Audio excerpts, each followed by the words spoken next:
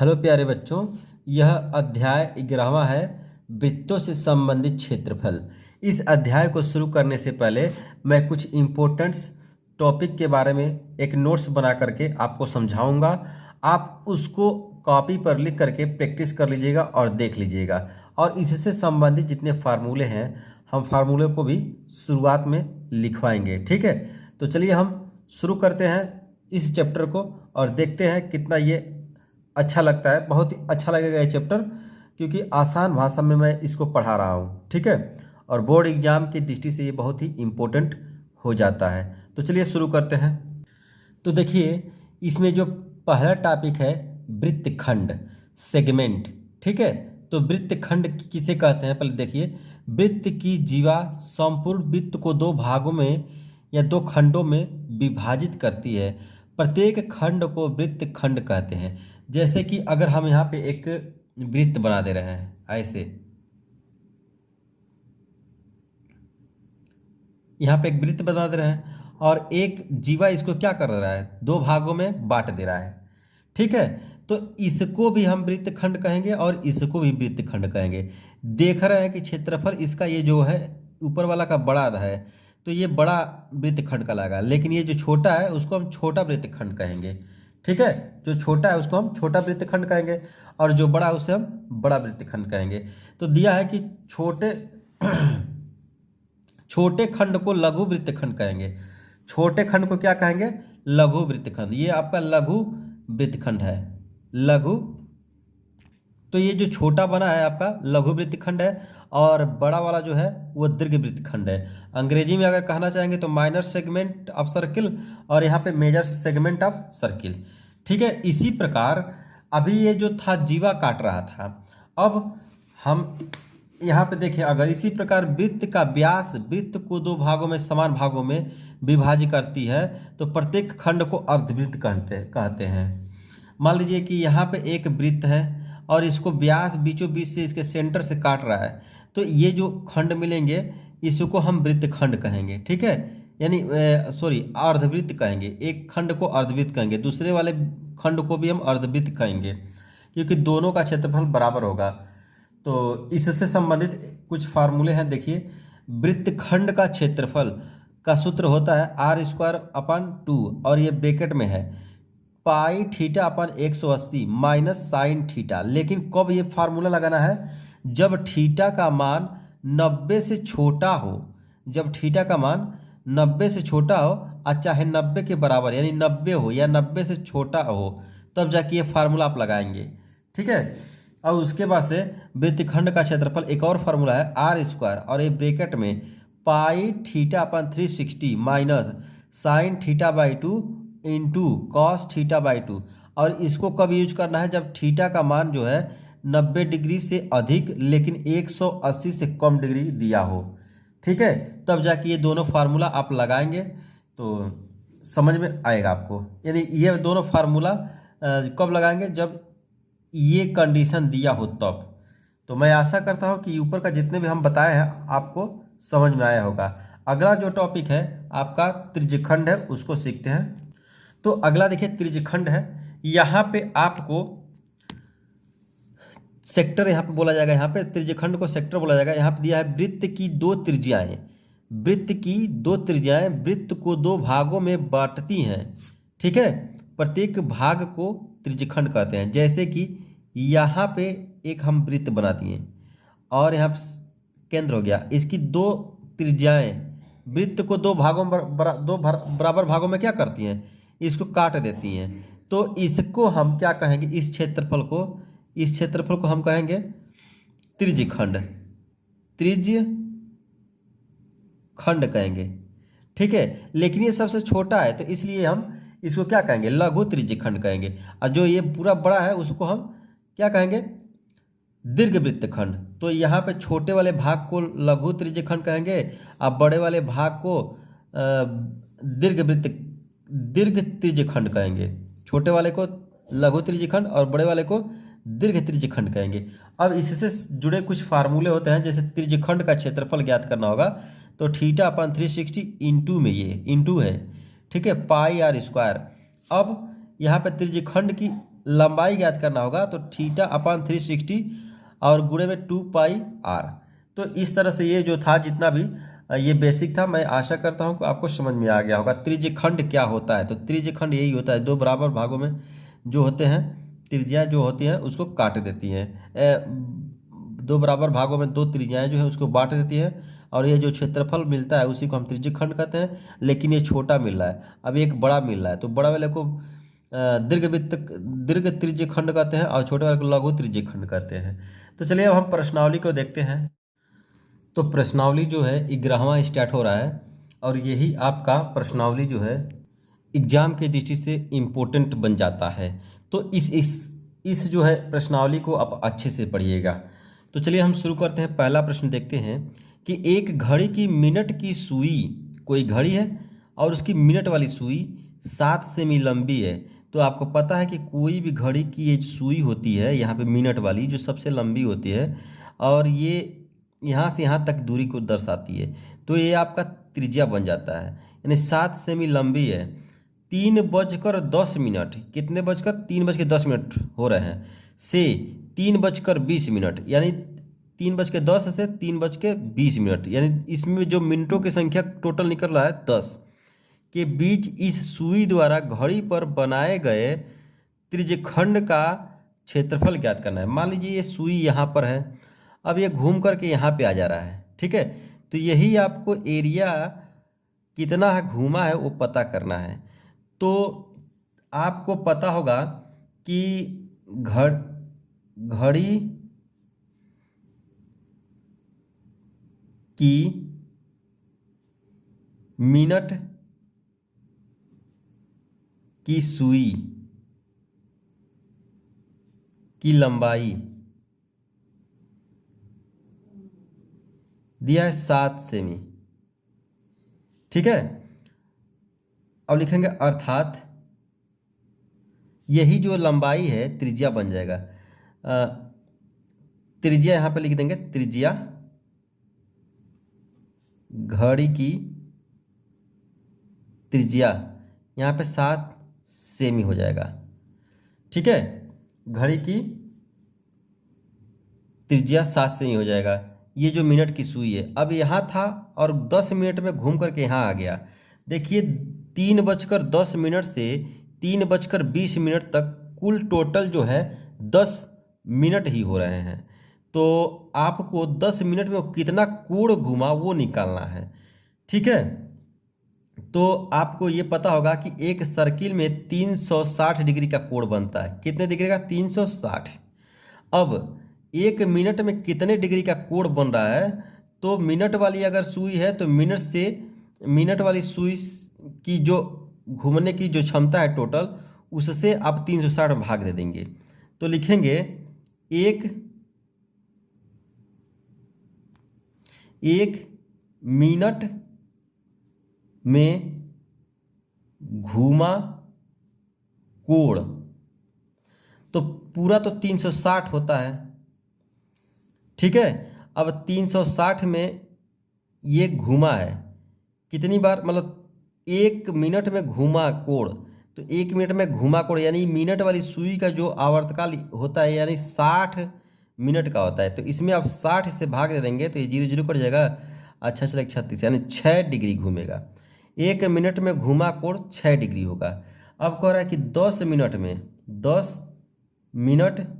में घूमा कोण निकालना है यहाँ पे। तो 6 गुणे 10 कर देंगे तो टोटल आपका डिग्री हो जाएगा 60 डिग्री, ठीक है। अब आपके इस त्रिज्यखंड का क्षेत्रफल निकालना है। तो त्रिज्यखंड का क्षेत्रफल का सूत्र हम बताए हैं कि तो त्रिज्यखंड का क्षेत्रफल होता है θ/360 इंटू πr², ठीक है।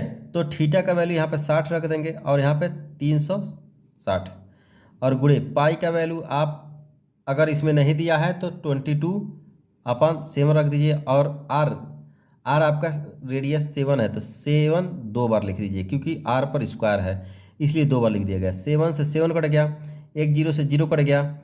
अब यहाँ पे देख रहे हैं कि 6/36 है और गुणे 22 गुणे 7 है। 6 1 कम 6 कट जाएगा यहाँ पे, और 1/6 गुणे यहाँ पे गुणा करेंगे तो 7 दूनी 14, 7 दूनी 14, 1 15 इतना होगा। तो 154/6, 2 से काटेंगे तो 2 सत्ते 14, 2 सत्ते 14/2।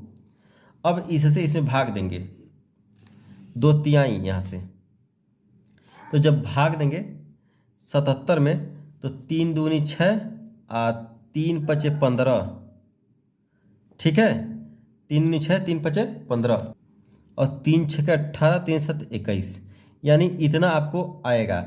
और इसका मात्रक क्या हो जाएगा, सेमी स्क्वायर, सेंटीमीटर स्क्वायर। क्यों? क्योंकि क्षेत्रफल का मात्रक यहाँ पे सेमी दिया तो सेमी स्क्वायर होगा, मीटर होगा तो मीटर स्क्वायर होगा। तो इस तरह से ये पहला प्रश्न मैं एकदम आसान भाषा में और धीरे धीरे इस प्रश्न को समझने के लिए आपको बताया हूँ। तो चलिए अब हम दूसरे प्रश्न को देखते हैं। तो देखिए ठीक उसी तरह से ये प्रश्न है। कहा गया कि एक घड़ी की मिनट की सुई जिसकी लंबाई 14 सेमी है। तो लिखेंगे घड़ी की सुई की लंबाई 14 सेमी है। घड़ी की त्रिज्या क्या हो जाएगा, 14 सेमी हो जाएगा। ठीक है, फिर देखिए इस सुई द्वारा 5 मिनट में रचित क्षेत्रफल ज्ञात कीजिए, यानी 5 मिनट में कितना क्षेत्रफल घूम रही है उसको आपको पता करना है। तो हम बताए हैं कि 1 मिनट में घूमा कोण तो 360 पूरा होता है वृत्त में, ठीक है, और आपको 60 से भाग देना है तो 1 मिनट का निकल जाएगा, 0 0 कट गया। इसको जब ऐसे काटेंगे तो 6 डिग्री हो गया। अब कह रहे 5 मिनट में, तो 5 मिनट में घूमा कोण तो इसी में 5 से गुणा कर दीजिए, 6 गुणे 5 कर लिए तो हो जाएगा 30 डिग्री। ठीक है, तो इस तरह से 30 डिग्री हो गया। अब कह रहा है कि ये जो घूम रहा है ऐसे, ये घूमा है तो कितना एरिया घूमा है, कितना क्षेत्रफल वो घेरा है, उसी को निकालना है आपको। तो लिखेंगे घूमा गया क्षेत्रफल। तो आपको पता है त्रिज्यखंड बना रहा है ये, तो त्रिज्यखंड का क्षेत्रफल θ/360 इंटू पाई r स्क्वायर होता है, हम लिखवा भी दिए हैं। तो थीटा का वैल्यू 30 डिग्री हो गया है यहाँ पे, और 360, और पाई का वैल्यू 22/7, और r का वैल्यू 14 इंटू 14 2 बार, क्योंकि r पर स्क्वायर है। 7 दूनी 2 हो गया, ये देखिए 0 से 0 कट गया। अब जो बचा हम उसको नीचे लिख देंगे, तो यहाँ पे हो जाएगा 3/36 गुणे 22 गुणे 2 गुणे 14, 3 से काटेंगे इसको तो 1/1 2 यानी 12 आएगा, और यहाँ पे 22 गुणे 2 गुणे 14। फिर देखिए इसको जब आप काटेंगे 2 से तो 2 छक्के, तो आपको मिलेगा 22 गुणे 14/6। फिर आप इसको काटिए, 2 से काटेंगे तो यहाँ पे मिलेगा 11 गुणे 14/3। अब 11 और 14 का गुणा कर दीजिए तो 4 4 1 1 4 5 154। तो आपको आंसर मिलेगा यहाँ पे 154/3 सेमी स्क्वायर। ठीक है, तो मैं आशा करता हूँ कि यह भी प्रश्न आपको समझ में आया होगा। इसको अगर नोट करना चाहते हैं तो नोट कर लीजिए। चलिए अब हम आगे का प्रश्न देखते हैं। देखिए प्रश्न जो तीसरा है इसको इम्पोर्टेंट कर लीजिएगा, क्योंकि यह एग्जाम में आने का संभावना है और ये इम्पोर्टेंट बन जाता है। देखिए एक वृत्ताकार पहिया जब लुढ़काया जाता है तो एक चक्कर में 5.5 मीटर आगे बढ़ जाता है, उसका क्षेत्रफल ज्ञात कीजिए। एक पहिया जब लुढ़काया जा रहा है तो 5.5 मीटर आगे बढ़ जाता है, तो उसका क्षेत्रफल ज्ञात कीजिए कितना वो बढ़ जा रहा है। ठीक है, तो आप जानते हैं कि जो पहिया होता है ये पहिया है मान लीजिए, जब इसको लुढ़काया जा रहा है तो ये घूम रहा है पूरा, तो कितना घूम जा रहा है 5.5 मीटर। तो यहाँ से लेकर यहाँ तक का पूरा उसका जो दूरी है 5.5 मीटर है। तो ये जो होता है ये क्या होता है, एक परिधि होता है, ये वृत्त का परिधि होता है। तो वृत्त का परिधि का सूत्र होता है 2πr। ठीक है, और ये कितना दूरी घूम रहा है, ये एक चक्कर यानी 5.5 मीटर घूम रहा है। ठीक है, तो इतना घूम रहा है। अब आप जानते हैं जब 2π को उधर भेजेंगे तो गुणा के रूप में है तो बटा में हो जाएगा, तो 5.5 हो जाएगा। ये जो वैल्यू लिखे हैं वृत्त की परिधि है, ये लिखेंगे यहाँ पे वृत्त की परिधि। ठीक है, यहाँ होता है 2πr, ये ही पूरा यहाँ से लेकर ये लंबाई होता है वृत्त की परिधि। ठीक है, तो ये इतना चला है इसलिए हम इसके इक्वल लिख दिए हैं। अब देखिए 2π को जब उधर भेजेंगे तो यहाँ पे 2π हो जाएगा बट्टा में, फिर r बराबर यहाँ पे देखिए 5.5 और यहाँ 2 पाई का वैल्यू क्या रखेंगे 22/7।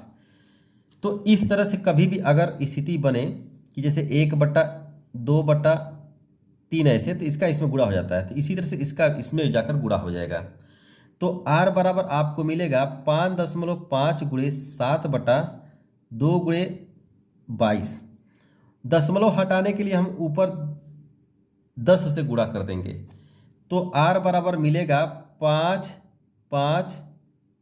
यहाँ पे दशमलव, यहाँ पे कर देंगे 7 और यहाँ पे 2 × 2 यहाँ नीचे भी 10 से गुणा करेंगे, ऊपर भी 10 से गुणा करेंगे। जैसे गुणा करेंगे तो ये दशमलव हो जाएगा, तो 5 × 7 बटा यहाँ पे मिलेगा 2 × 2 ऐसे 22 है ये, और × 10।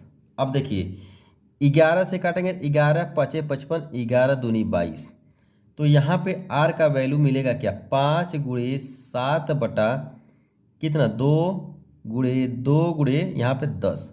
इसको जब काटेंगे 5 दूनी, तो r बराबर क्या मिलेगा 7/8 मीटर। यहाँ पे आपको रेडियस कितना मिला गया 7/8 मीटर। ठीक है,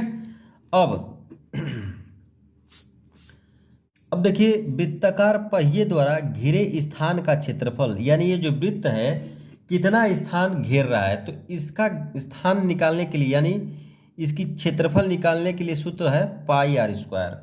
तो यहाँ पर इसी सूत्र का हम प्रयोग कर देंगे, होता है πr²। यहाँ पे पाई का वैल्यू 22/7 रख देंगे और r का वैल्यू जो है 7/8 लिख लेंगे, 7/8 दो जगह। क्यों, क्योंकि दो जगह इसलिए लिखेंगे क्योंकि r पर स्क्वायर है। अब 7 से 7 कट जाएगा और ऊपर 22 × 7/8 × 8 मिलेगा। 2 से काटेंगे इसको तो मिलेगा क्या 11 × 7/8 × 4। तो यहाँ ऊपर गुणा करेंगे तो 7 × 7 और 8 चौके 32। इसको अगर मिक्स फ्रैक्शन में लिखेंगे तो 2 सही 13/32 और मीटर स्क्वायर होगा, क्योंकि यहाँ पे मीटर है और क्षेत्रफल का मात्रक जो होता है मीटर स्क्वायर यहाँ पे होता है।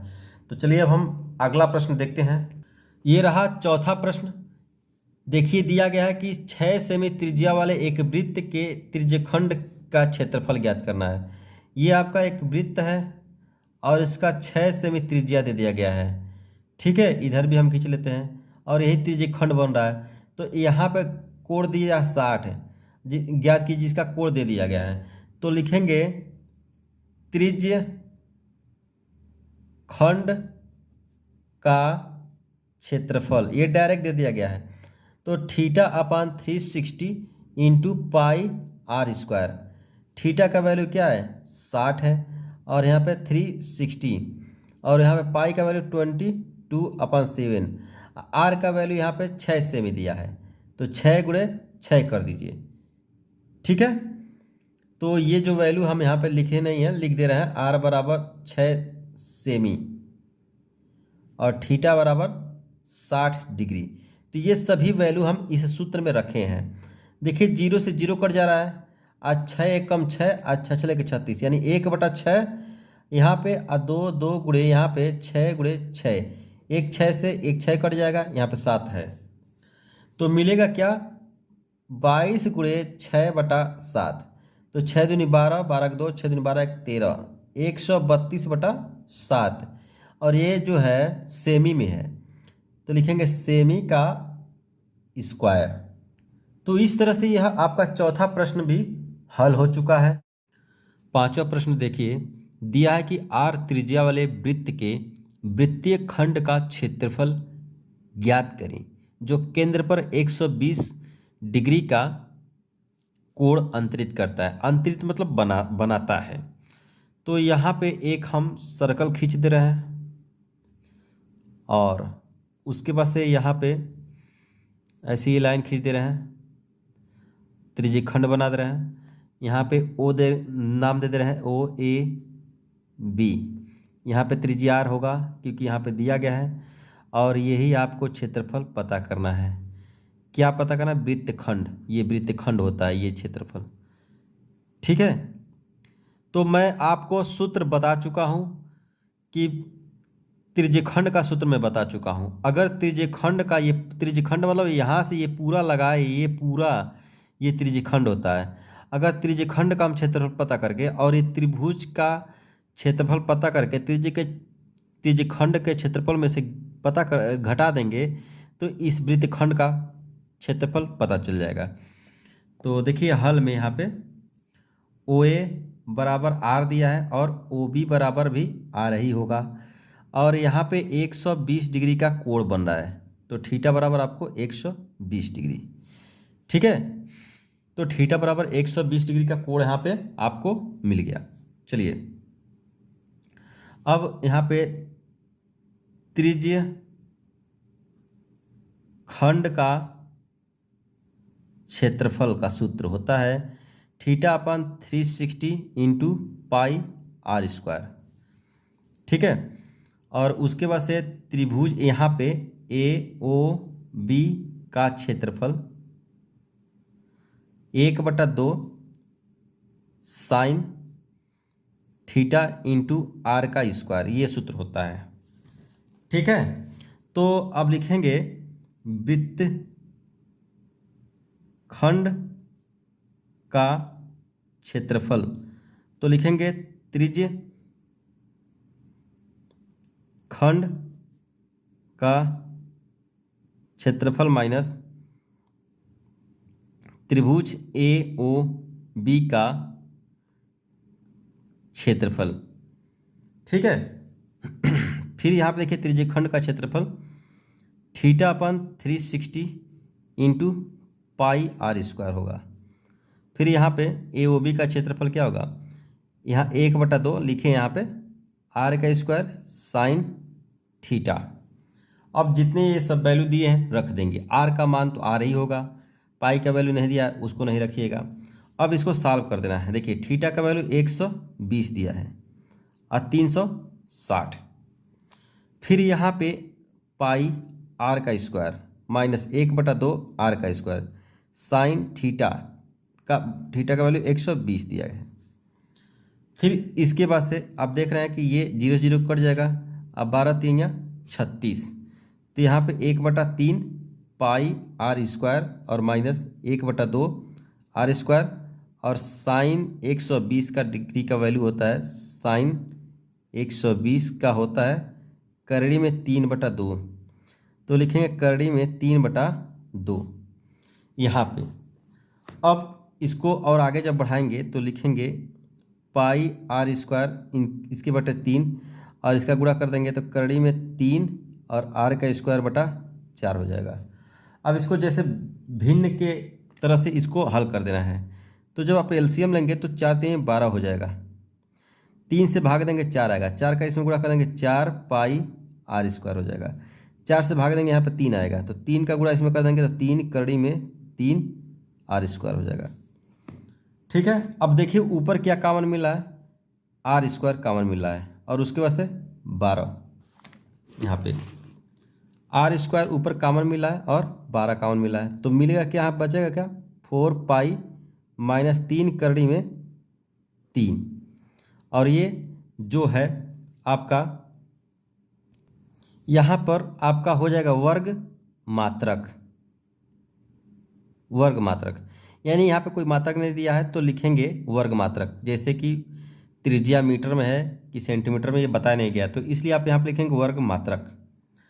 ठीक है, तो मैं आशा करता हूँ कि यह प्रश्न आपको अच्छे से समझ में आया होगा। ठीक है, अगर इसको लिखना चाहते हैं तो वीडियो को रोक करके आप लिख सकते हैं।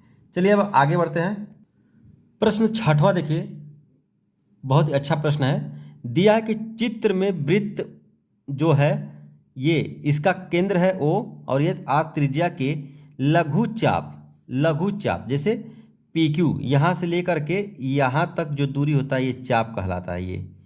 ये चाप, अगर इसको लिखा जाएगा तो PQ ऐसे चाप लिखेंगे, तो ये चाप है। ठीक है, तो लघु चाप की अंश माप दे दिया गया है 100 दे दिया गया है। अब कह रहा है कि दीर्घ चाप का मान ज्ञात कीजिए, यानी कौन सा, यहाँ से लेकर यहाँ, इसका दीर्घ चाप का मान किस में ज्ञात करना, रेडियन में। तो यहाँ पे लिखेंगे दीर्घ चाप की अंश माप।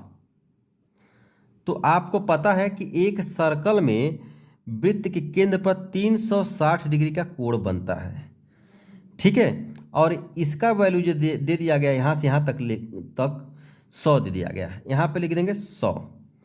जब घटाएंगे तो 260 डिग्री ये पूरे वाला का पता चल जाएगा। कितना, 260। ठीक है, लेकिन ये डिग्री में है, आपको पता करना है रेडियन में। किस में, रेडियन में। तो जब भी डिग्री में हो, ठीक है, थीटा जो है डिग्री में हो, तो उसको रेडियन में कन्वर्ट करने के लिए π/180 से गुणा करते हैं, रेडियन हो जाता है रेडियन। तो π/180 से गुणा कर देंगे, तो यहाँ पे 260 गुणे π/180 हो जाएगा। फिर इसके बाद से हम देख रहे हैं ये 0 से 0 कट जाएगा, तो 26 π/18 हो जाएगा। फिर 2 से काटिए तो मिलेगा क्या, 2 एकम 2 तिहाइयाँ, यानी 13 π/9, और इसको लिखेंगे रेडियन। ठीक है, तो प्यारे बच्चों अभी तक हमने 6 प्रश्न को बताया है। ठीक है, तो अब इस वीडियो को हम रहने दे रहे हैं, आगे ज़्यादा लंबा नहीं कर रहे हैं। अब अगला जो प्रश्न होगा हम अगले वीडियो में अपलोड कर देंगे। तो अगर अभी तक आपने मेरा चैनल को सब्सक्राइब नहीं किया है तो प्लीज़ जल्दी से सब्सक्राइब कर लीजिए, ताकि इसी तरह से वीडियो का नोटिफिकेशन आपको मिलता रहे। और हाँ, मेरा पढ़ाया हुआ आपको कैसा लग रहा है, अच्छा लग रहा है तो अपने दोस्तों में शेयर करिए, और नहीं लग रहा है तो भी आप कमेंट के माध्यम से बताइए कि आपकी कठिनाई को दूर किया जा सके। ठीक है, तो thank you for watching this video.